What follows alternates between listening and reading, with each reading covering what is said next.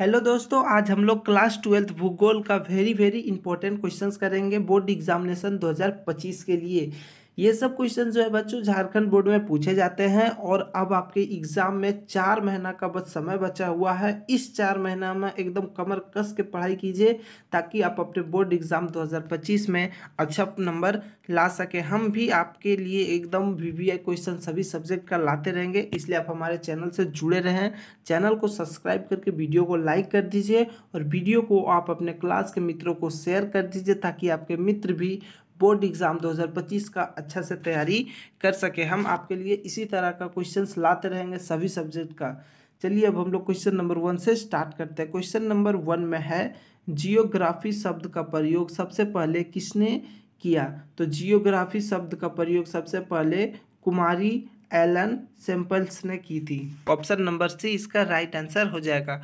उसके बाद अगला क्वेश्चन हम लोगों के पास 2 नंबर है। निम्नलिखित में से किस महाद्वीप में जनसंख्या वृद्धि सबसे अधिक है? ऑप्शन ए है अफ्रीका, ऑप्शन बी है एशिया, ऑप्शन सी है दक्षिणी अमेरिका और ऑप्शन डी है उत्तरी अमेरिका।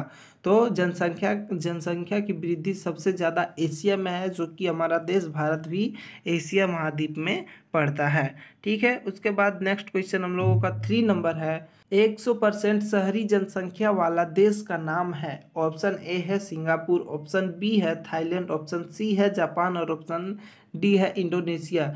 यानी कि क्वेश्चन में बोल रहा कि पूरी तरह से 100% शहरी, वहाँ गांव का नामो निशान ना है, वो कौन सा देश है? तो वो है सिंगापुर बच्चों। सिंगापुर में एकदम सिंगापुर जो है वो 100% शहरी देश है।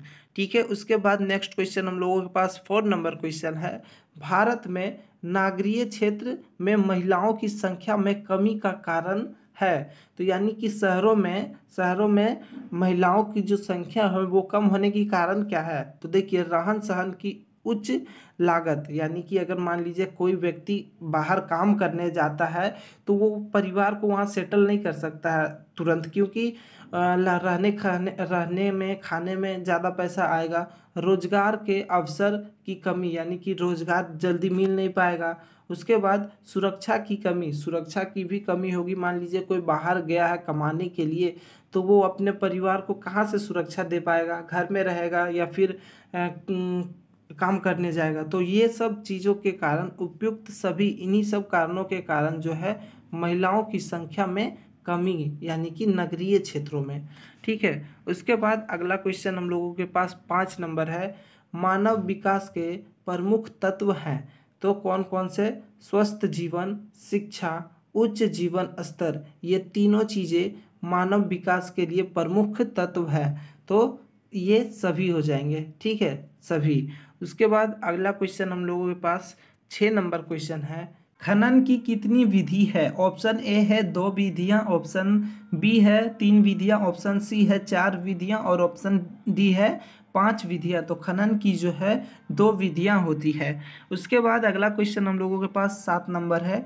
मलेशिया एवं इंडोनेशिया में स्थानांतरित कृषि का स्थानीय नाम क्या है? यानी कि कृषि को और किस नाम से जाना जाता है मलेशिया एवं इंडोनेशिया में? तो लदांग नाम से जाना जाता है। ऑप्शन नंबर बी इसका राइट आंसर हो जाएगा। उसके बाद नेक्स्ट क्वेश्चन हम लोगों के पास 8 नंबर है। निम्नलिखित में से कौन सा द्वितीय क्रियाकलाप में है? ऑप्शन ए है डॉक्टर, ऑप्शन बी है शिक्षा, ऑप्शन सी है औजार बनाना और ऑप्शन डी है ट्रक। तो औजार बनाना जो है बच्चों वो द्वितीय क्रियाकलाप में आता है। उसके बाद नेक्स्ट क्वेश्चन 9 नंबर क्वेश्चन है। निम्नलिखित में से कौन एक तृतीय क्रियाकलाप है? तो खेती करना, बुनाई करना, व्यापार करना और अखेट। तो इसमें जो है तृतीय क्रियाकलाप में व्यापार आ जाता है। ठीक है, जो कि सेवा क्षेत्र है, व्यापार। उसके बाद नेक्स्ट क्वेश्चन हम लोगों के पास 10 नंबर क्वेश्चन है। बिग इंच पाइपलाइन के द्वारा परिवहन किया जाता है, यानी कि बिग इंच पाइपलाइन जो है उसके द्वारा क्या परिवहन होता है? ऑप्शन ए है दूध, जल, ऑप्शन सी है गैस और पेट्रोलियम। तो इसका राइट आंसर हो जाएगा पेट्रोलियम को बिग इंच पाइपलाइन के द्वारा क्या किया जाता? परिवहन किया जाता है। उसके बाद नेक्स्ट क्वेश्चन 11 नंबर। दक्षिणी अमेरिका राष्ट्र में कौन सा एक ओपेक का सदस्य है? ऑप्शन ए है ब्राज़ील, वेनेजुएला, चिली, पेरू। तो वेनेजुएला जो है, वेनेजुएला ओपेक का सदस्य है, ठीक है, ओपेक का जो है वो वेनेजुएला जो है सदस्य है। उसके बाद नेक्स्ट क्वेश्चन हम लोगों का 12 नंबर, निम्न में से किस प्रकार की बस्तियां सड़क या नदी के किनारे होते हैं? यानी कि सड़क और नदी के किनारे जो घर होते हैं वो कुछ इस तरह से होता है। मान लीजिए ये सड़क है और इस तरह से घर बना हुआ होता है, यानी कि सीधी लाइन में बना होता है, यानी कि इसका जो राइट आंसर हो जाएगा वो हो जाएगा रेखीय। नदी या फिर सड़क के किनारे जो घर होता है वो रेखीय की तरह बना होता है। तो ऑप्शन नंबर यहाँ पे प्रिंट मिस्टेक हो गया है, यहाँ पे रेखीय होगा, ठीक है। उसके बाद नेक्स्ट क्वेश्चन 13 नंबर करते हैं, निम्नलिखित में से कौन ऑस्ट्रेलिया का राजधानी है? तो ऑस्ट्रेलिया का राजधानी कैनबरा, ऑप्शन नंबर सी इसका राइट आंसर हो जाएगा, कैनबरा। उसके बाद अगला क्वेश्चन 14 नंबर है, सन 2011 की जनगणना के अनुसार भारत की जनसंख्या निम्नलिखित में से कौन सी है? यानी कि 2011 में जो जनगणना हुआ था उस समय भारत की आबादी यानी कि जनसंख्या कितनी थी? तो उस समय 121.02 करोड़, ठीक है, यानी कि लगभग 121 करोड़ जनसंख्या थी उस समय, ठीक है। उसके बाद अगला क्वेश्चन 15 नंबर, क्षेत्रफल की दृष्टि से भारत का सबसे बड़ा राज्य कौन सा है? ऑप्शन ए है झारखंड, ऑप्शन बी है राजस्थान, ऑप्शन सी है उत्तर प्रदेश और ऑप्शन डी है मध्य प्रदेश। तो क्षेत्रफल की दृष्टि से भारत का सबसे बड़ा राज्य राजस्थान है, ठीक है, ऑप्शन नंबर बी इसका राइट आंसर हो जाएगा। उसके बाद नेक्स्ट क्वेश्चन 16 नंबर, ग्रामीण बस्तियों में के कितने प्रकार हैं? यानी कि ग्रामीण बस्तियों के कुल कितने प्रकार हैं? ऑप्शन ए है 4, ऑप्शन बी है 5, ऑप्शन सी है 3 और ऑप्शन डी है 6। तो ग्रामीण बस्तियों का टोटल 4 प्रकार है, ऑप्शन नंबर ए इसका राइट हो जाएगा। उसके बाद 17 नंबर क्वेश्चन, खरीफ फसल की कृषि ऋतु क्या है? यानी कि खरीफ फसल किस महीने के बीच में होता है? तो ऑप्शन ए है अक्टूबर से मार्च, ऑप्शन बी है अप्रैल से जून और ऑप्शन सी है सितंबर से जनवरी, जून से सितंबर। तो ये महीना जून से सितंबर का जो महीना होता है ये खरीफ फसल का ऋतु होता है। उसके बाद नेक्स्ट क्वेश्चन 18 नंबर, निम्नलिखित में से सिंचाई क्षेत्र में भूमि निम्नीकरण का मुख्य प्रकार है? तो भूमि निम्नीकरण का जो मुख्य प्रकार है वो मृदा लवणता हो जाएगा, ऑप्शन नंबर सी इसका राइट आंसर हो जाएगा। उसके बाद नेक्स्ट क्वेश्चन हम लोगों का 19 नंबर क्वेश्चन है, विश्व में भारत का जल संसाधन कितने प्रतिशत भाग में पाया जाता है? यानी कि पूरे विश्व में भारत का कितना प्रतिशत जल जो है कितना प्रतिशत है? तो वो हो जाएगा हम लोगों का टोटल 4% जल जो है पूरे विश्व में, मतलब कि पूरे विश्व के मिलाकर 4% जल भारत में पाया जाता है, ठीक है। उसके बाद नेक्स्ट क्वेश्चन हम लोगों के पास है 20 नंबर, भारत की राष्ट्रीय जल नीति कब अंकित किया गया? ऑप्शन ए है 2010, 2015, 2012, 2014। तो इसका राइट आंसर हो जाएगा 2012 ईस्वी को। उसके बाद नेक्स्ट हम लोगों का 21 नंबर क्वेश्चन है, मुंबई हाई क्यों प्रसिद्ध है? ऑप्शन ए है खनिज तेल के लिए, ऑप्शन बी है कोयले के लिए, मैग्नीज के लिए और ऑप्शन डी है तांबा उत्पादन के लिए। तो मुंबई हाई जो है वो खनिज तेल के लिए प्रसिद्ध है, ऑप्शन नंबर ए इसका राइट आंसर हो जाएगा। उसके बाद नेक्स्ट क्वेश्चन 22 नंबर, निम्नलिखित में से कौन भारत का पहला परमाणु ऊर्जा संयंत्र है? तो भारत का पहला परमाणु ऊर्जा संयंत्र जो है वो है लॉर्ड डलहौजी, ठीक है, लॉर्ड डलहौजी। उसके बाद नेक्स्ट क्वेश्चन हम लोगों का 23 नंबर है, कोडरमा किस खनिज के लिए प्रसिद्ध है? ऑप्शन ए है तांबा, ऑप्शन बी है लो एस, ऑप्शन सी है बॉक्साइट और ऑप्शन डी है अभ्रक।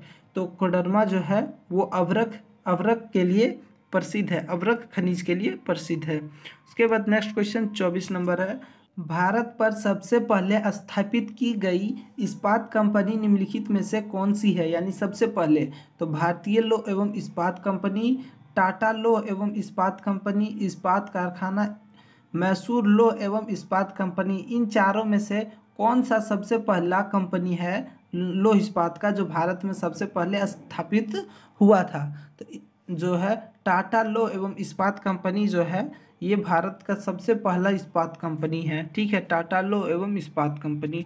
उसके बाद 25 नंबर क्वेश्चन है, प्रथम पंचवर्षीय योजना की अवधि थी, यानी कि सबसे पहले जो पंचवर्षीय योजना है वो सबसे पहले उसकी योजना की अवधि क्या थी, सबसे पहला पंचवर्षीय योजना की अवधि क्या थी, तो 1951 से 1956 तक। आपसे ये क्वेश्चन इस तरह से भी पूछा जा सकता है कि पंचवर्षीय योजना, प्रथम पंचवर्षीय योजना कब शुरू हुई थी, तो 1951 में शुरू हुई थी। इस तरह से भी क्वेश्चन पूछे जा सकते हैं।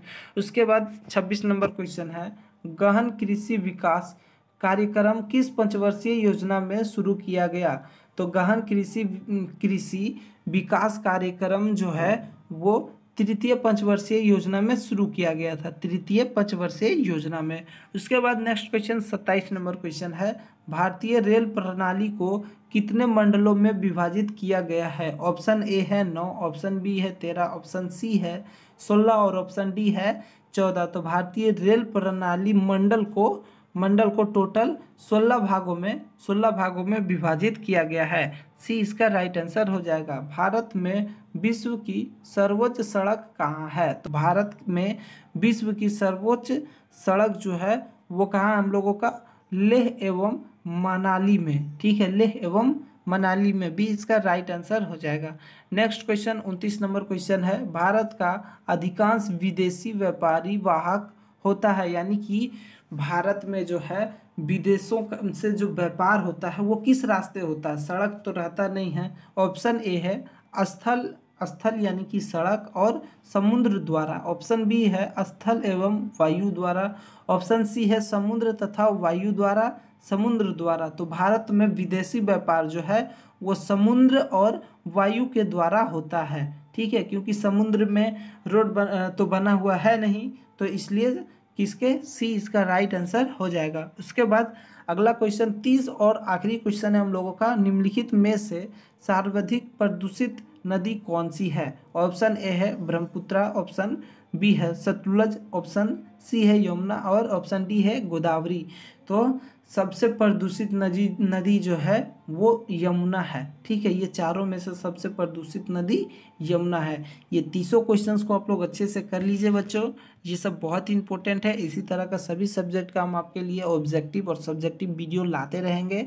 आप लोग चैनल को सब्सक्राइब करके वीडियो को लाइक कर दीजिए और वीडियो को अपने क्लास के मित्रों को शेयर कर दीजिए। फिर मिलेंगे नए वीडियो में, तब तक के लिए धन्यवाद।